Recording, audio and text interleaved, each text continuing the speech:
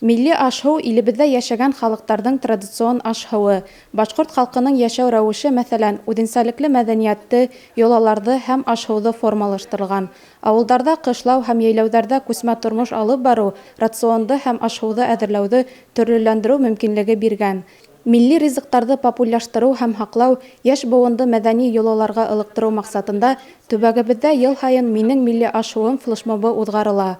Ҡаланың Ҡарһылыу балалар баҡсаһы хеҙмәткәрҙәре был сараға башҡорт, рус, татар халыҡтарының милли ризыҡтарын әҙерләп, һәр ризыҡтың барлыҡҡа килеү тарихы менән таныштырҙы. Йылда үткәрелә торған флешмобҡа беҙ быйыл да коллективыбыҙ менән ҡушылдыҡ.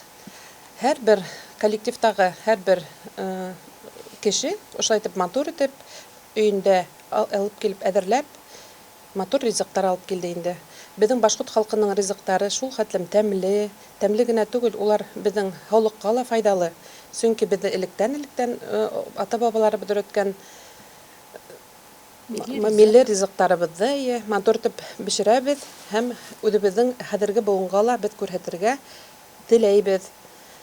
Һәр беребеҙ ҙә был флешмобҡа теләп, ихлас ҡушылдыҡ, сөнки беҙ үҙебеҙ ҙә күңелләнеп киттек, ризыҡтарҙы әҙерләнек һәм ниндәйҙәргәлер әҙерләндек һәм нимәләрҙер өйрәндек һәм йәштәр ҙә өйрәнде, беҙ йәштәрҙән нимәлер өлкәнерәк быуындан өйрәнеп бешерҙек.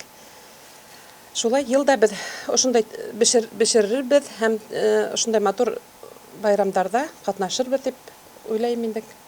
Балалар баҡсаһы коллективы халҡыбыҙ йәшәйешенә, йолаларға, ғөрөф-ғәҙәттәргә ҡағылышлы сараларға даими ҙур иғтибар бүлә. Сөнки тап ошондай саралар кескәйҙәрҙә ватансылыҡ тойғоһо уята, тыуған ергә һөйөү тәрбиәләй. Дилбәр Султангилдина, Максим Ноздрачев, Оскар Зарипов, Любовь Карпова. Яңылыҡтар өсөн.